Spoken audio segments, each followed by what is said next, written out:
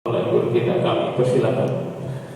Bismillahirrahmanirrahim. Assalamualaikum warahmatullahi wabarakatuh. Alhamdulillahilladzi hadana li hadza wa ma kunna linahtadiya laula an hadanallah. Asyhadu an la ilaha illallah wahdahu la syarika lah wa asyhadu anna Muhammadan abduhu wa rasuluhu la nabiyya ba'da. Allahumma fashalli wa sallim wa barik ala hadza nabiyil karim Nabiina Muhammadin sallallahu alaihi wasallam wa ala alihi wa sahbihi ajma'in, amma ba'du. Fa ya ibadallah, usikum wa nasibi taqwallah wa ta'atihi la'alakum turhamun. Mari sama-sama bersyukur kehadirat Allah Subhanahu wa taala. Pagi ini masih saja Allah memberikan kita taufik dan hidayahnya untuk dapat melaksanakan kewajiban kita berupa salat subuh berjamaah, dan insyaallah ini tidak lama kita meneruskan dengan muzakarah sampai 7 menit ke depan lah, ya, jadi nggak lama-lama lagi. Karena hari ini adalah hari spesial, hari kemerdekaan. Merdeka itu bahasa Arabnya mustaqilun, hampir sama dengan kebebasan, bebas. Bebas itu artinya bahasa Arabnya huri. Jadi kalau kemerdekaan itu istiqlal, kalau kebebasan itu huriyah. Ya Pak hadirin. Persis. Nah, apa sih yang dirayain oleh kita, khususnya dalam konteks Islam ya? Kalau kita menghadapi 17 Agustus, kok kita dari tahun ke tahun nih gitu aja. Kadang-kadang lomba panjat pinang, yang paling seru panjat pinangnya, atau itu baru saya lihat di negara di mana ada seorang kepala keluarga yang masukin dirinya ke karung terus lompat-lompat, baru di negara Indonesia. Atau orang makan kerupuk setahun sekali, makan kerupuk gitu. Tapi apa itu esensinya kemerdekaan itu? Jadi dari konteks Islam ya, kita bicara konteks Islam aja. Jadi sebetulnya kemerdekaan itu atau kebebasan itu lahir dari kehendak. Apa bahasa aneh kehendak? Apa keinginannya? Jadi kalau seseorang punya keinginan, dia bisa mewujudkan keinginan itu, dia merdeka tuh. Nggak ada halangan, dia bebas. Nah rupanya sifat merdeka dan bebas ini cuma punya Allah. Manusia nggak bisa. Rasulullah pernah berkata begini, ad-dunya sijnul mu'minin.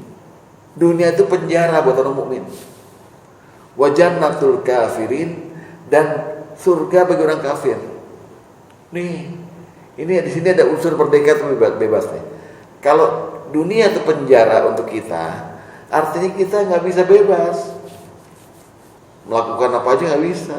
Lihat tuh penjara Cipinang, makan diatur, baju diatur, tidur diatur, nggak bisa. Makanya Bapak saking gak bebasnya, di setiap ruangan penjara itu ada toilet. Nggak boleh keluar dari ruangan itu. Mau berak di situ, kencing situ aja udah. Ya kan begitu. Nah jadi kebebasan cuma milik Allah. Ya. Di dalam Al-Qur'an digambarkan begini mengenai masalah kebebasannya, bahwa Allah satu-satunya zat yang punya dua sifat ini, kudrah dan iradah. Kudrah itu artinya kekuatan. Makanya ada banyak di Al-Quran bilang ini, innallaha ala kulli syai'in qadir. Allah maha menentukan, bebas, nggak ada yang larang, ya kan? Nah itu kudrat. Sebaliknya Allah juga punya iradah. Iradah itu kehendak. Allah berkehendak. Saya kasih contoh. Nih, dalam surat Al-Hajj ayat 14, Allah berfirman, innallaha yaf'alu ma yurid. Sesungguhnya Allah itu berbuat apa yang dia kehendaki. Terserah saya. Nah, di antaranya perbuatan-perbuatannya, ya, misalnya gini, dalam surat Al-Qasas, wa rabbuka yakhluqu ma yasha wa yakhtar wa yukhtar. Allah menciptakan sesuatu dan Allah milihin ciptaannya itu. Jadi Allah memilih ruh yang namanya Abdul Qadir, Waktu jadi laki-laki Allah yang pilihin tuh. Bapak nggak pilih kan? Waktu lahir kan nggak milih kita. Jadi Allah milih Pak Ade Herman usianya sampai 80 itu. Terserah Allah. Dipilih. Jadi Allah menciptakan dan memilih. Itu Allah punya iradah namanya. Sekaligus didukung sama kudrah. Kudrah itu kekuatan. Itulah makanya itu merdekanya Allah di situ. Jadi zat yang punya kemerdekaan itu cuma Allah. Selain itu Allah juga punya kudrah hebatnya nih. Allah dalam surat Ar-Ra'd, yamhullaha ma yasha wa yusbit. Allah menghapus, Allah menetapkan. Allah menghapus, Allah menetapkan. Maksudnya takdir. Takdir itu kan Allah tetapkan, dikodok nih, ditentukan. Look, nanti orang berdoa nih, ya Allah saya pengen kaya. Takdirnya dia di bukunya tuh miskin dulu, baru kaya. Waktu dia miskin dia berdoa nih. Allah dalam Ar-Ra'd bilang, yamhullaha ma yasha. Karena dia berdoa, Allah hapus tuh yang miskinnya. Wa yusbit, Allah tetapkan lagi dia jadi kaya. Itu Allah punya kehendak. Bayangkan tuh kebebasan dan kemerdekaan Allah sampai segitu gitu. Ya. Dan terakhir, kita menerima kehendak Allah itu mesti harus wajib menganggap bahwa semua kehendak Allah itu baik. Semua kehendak Allah baik. Nggak ada yang jahat. Bapak bisa lihat nanti kalau Bapak meresapi surat Ali Imran ayat 26. Coba nih. Qulillahumma malikal mulki tu'til mulka man tasya. Ya. Katakan Muhammad, wahai Allah Tuhan yang memiliki kerajaan, Engkau memberikan kekuasaan pada siapa yang Engkau kehendaki. Tuh ada kehendak tuh. Wa tanzi'ul mulka mimman tasya. Kemudian Engkau turunkan siapa yang Engkau kehendaki. Orang udah waktu turun, Jokowi turun. Itu Allah yang kehendaki. Wa tu'izzu man tasya. Allah muliakan siapa yang dikehendaki. Wa tudhillu man tasya. Allah hinakan siapa yang dikehendaki. Biadikal khair. Di tangannya segala kebaikan. Jadi yang positif negatif hanya dari kacamata kita, tapi perbuatan Allah semuanya baik. Dan terakhir, kehendak Allah, kemerdekaan Allah ini, Allah tidak dimintai pertanggungjawaban sama sekali. Dalam Al-Quran surat Al-Anbiya disebut la yus'alu amma yaf'al. Dia tidak ditanya tentang apa yang dia perbuat. Itu kemerdekaan. Jadi kalau sekarang kita rayakan 7 Agustus, kemerdekaan apa nih? Karena kemerdekaan yang hakiki itu milik Allah. Allah punya kehendak, Allah punya kekuatan, Allah ciptakan sesuatu, Allah jadikan dia apa? Jadikan Allah azab siapa yang dikehendaki, Allah ampuni. Yu'adzibu ma yasha wa yaghfiru. Terus Allah soal duit, soal rezeki, ya kan? Yabsutur rizqa liman yasha wa yaqdirulah. Allah melapangkan rezeki siapa yang dikehendaki, Allah nyempitin siapa yang. Pokoknya semua kehendaknya adalah kemerdekaan dan kebebasan Allah. Nah, manusia tadi punya kehendak doang, nggak punya kekuatan. Itu pun kehendaknya dibatasin. Itu tadi ad-dunya sijnul mukminin. Dunia itu penjara buat orang mukmin. Tapi wa jannatul kafirin, dunia itu adalah surga bagi orang kafir. Orang kafir non muslim ya terutama itu mau apa aja silahkan, nggak terkena hukum. Tapi dia pun berbuat baik di dunia ini dibalas sama Allah. Nanti di akhirat nggak dapat apa-apa. Jadi nggak ditimbang tuh masuk surga itu langsung aja jeblosin ke neraka. Lain dengan orang beriman, di dunia itu dia nggak bisa apa-apa karena di penjara. Makanya Rasulullah pernah juga bersabda, al-mautu tamamun ni'mah bil mu'minin. Mati itu kesempurnaan nikmat untuk orang mukmin. Karena waktu orang mukmin meninggal, kita dimati nih, kita bebas, Pak. Nggak dihalangi sama malaikat mungkar nakir, enggak. Saking mukminnya kita itu. Jadi terbalik dengan orang kafir. Di sini orang kafir jadi surga dunia nih, bisa berbuat apa aja, kita tidak bisa gitu. Nah, dalam kaitan ini, maka mari kita sama-sama simak pertemuan antara Jibril dengan Muhammad. Jadi satu hari Rasulullah SAW itu pernah didatangi oleh Jibril. Atani Jibril wa qala li gitu. Jadi Jibril datang padaku, lalu dia berkata padaku. Jibril memberikan ilmu pada Muhammad ada 5 hal. Ya, yang berkaitan dengan kebebasan manusia dan kemerdekaan. Ya Muhammad, kata Jibril, wahai Muhammad. Jadi satu-satunya makhluk yang memanggil Rasulullah dengan nama itu Jibril itu berani. Biasanya orang manggilnya Abul Qasim, ya Rasulullah, ya Nabi Allah, ya kan? Kalau ini Jibril saking akrabnya manggilnya ya Muhammad. Ya. Pertama, Ishma syi'ta fa innaka mayyitun. Hiduplah kamu sesuai kehendakmu. Dikasih kemerdekaan kita. Ya. Tapi fa innaka mayyitun, tapi ingat kamu akan mati.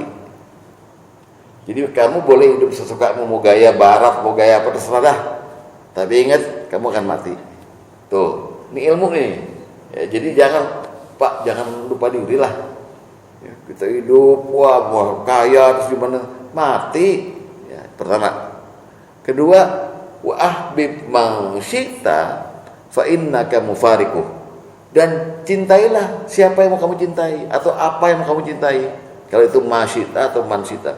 Artinya kamu mau hobi apa terserah, mau demen nama siapa terserah. Silakan. Fa innaka mufariquh, tapi ingat kamu akan pisah dengan dia. Pasti kan? Kita cinta sama istri kita. Kalau nggak kita duluan mati, dia duluan mati. Ya, pasti pisah. Kita demen sama mobil kita, 5 tahun rusak. Pasti hilang. Fa innaka mufariquh, maka jadi kita nggak merdeka, Pak. Pertama kita hidup itu nggak merdeka sebenarnya. Tapi Jibril bilang, silakan Muhammad. Kalau kamu mau hidup merdeka silakan. Dengan gaya apa? Fa innaka mayyitun. Tapi ingat kamu akan mati. Yang kedua, cintailah siapa yang mau kamu cintai. Tapi ingat kamu akan berpisah dengannya. Yang ketiga, wa mal masyita fa innaka majziyun bih. Dan berbuat kamu sekehendak kamu. Silakan, merdeka kamu. Fa innaka majziyun bih, tapi ingat kamu akan dibalas. Kamu akan diberi jaza. Jaza itu artinya kalau nggak pahala ya dosa gitu. Ingat itu. Jadi ternyata kemerdekaan yang diberikan pada manusia itu melalui Jibril terbatas, Pak. Hidup terbatas dengan mati. Cinta terbatas dengan pisah. Perbuatan terbatas dengan tanggung jawab, dengan balasan.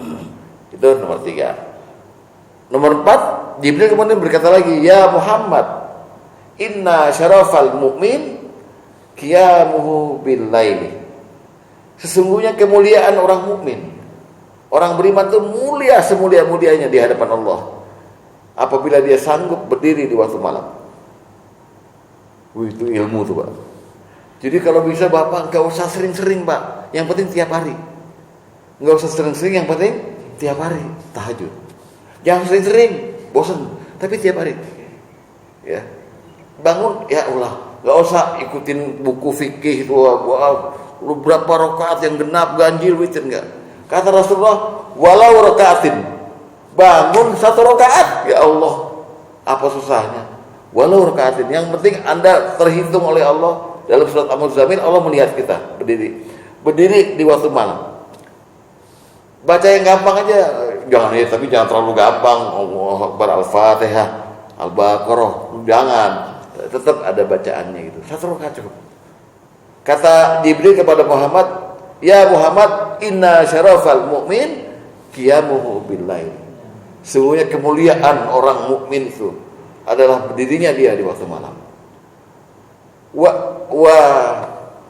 izzuhu, nah yang terakhir nih ya, wa izzuhu, dan keperkasaan orang mukmin. Nah yang tadi kemuliaan, sekarang keperkasaan.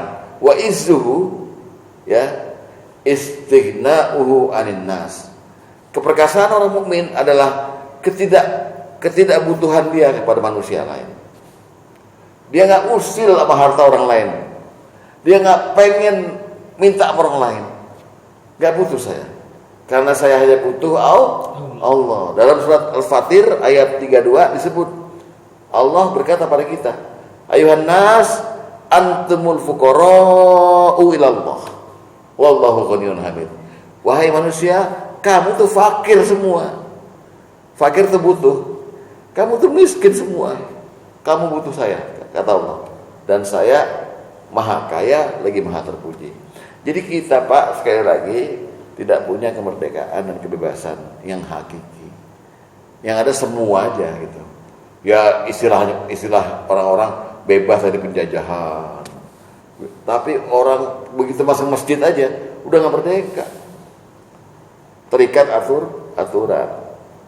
Begitu pula sebagai orang Islam, apalagi orang Islam yang beriman, pasti kena belenggu peraturan dari Allah. Makanya Rasulullah bilang, ad-dunya sijnul mu'minin. Dunia itu adalah penjara bagi orang beriman, wa jannatul kafirin, dan surga bagi orang kafir. Terakhir, kita diinformasikan oleh Quran, kita punya harapan untuk masuk sebuah tempat di mana kita itu udah bebas, merdeka di surga. Surga itu digambarkan di Quran, walakum fiha ma tastahi anfusukum walakum fiha ma tad'un. Di dalam surga itu kamu memperoleh apa yang kamu inginkan, dan kamu memperoleh di dalamnya apa yang kamu minta. Jadi ada satu tempat Pak yang kalau kita masuk ke dalamnya, kita minta apa aja Allah kasih, kita pengen apa aja terwujud. Di mana tuh? Di surga. Untuk itu mari kita cari kemerdekaan kita yang hakiki di surga itu dengan cara berbuat sesuatu yang mengundang Allah menetapkan kita sebagai calon ahli surga. Semoga terwujud. Amin ya rabbal alamin. Demikian, mudah-mudahan ada manfaatnya. Wassalamualaikum warahmatullahi wabarakatuh. Apakah ada tanggapan, pertanyaan, protes, demo? Silahkan. Padahal nggak ada. Cukup jelas. Baik. Mari kita tutup dengan membaca kafaratul majlis. Subhanakallahumma wa bihamdika asyhadu an la ilaha illa anta astaghfiruka wa atubu ilaik. Assalamualaikum warahmatullahi wabarakatuh.